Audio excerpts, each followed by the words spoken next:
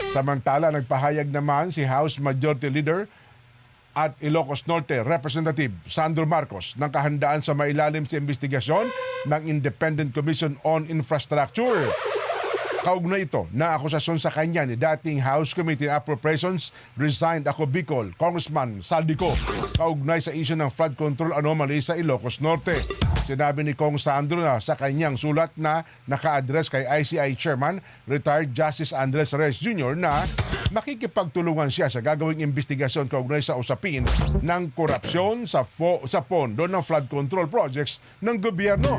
Anya, kahit sino ka at anuman ang posisyon na hawak mo, dapat bang ibabaw ang batas? Nilinaw din ng Presidential Sana, isusumiti niya ang kanyang sarili sa investigasyon ng ICI anumang oras siya ipapatawag ng investigating commission. Sana live at hindi executive session. Yan.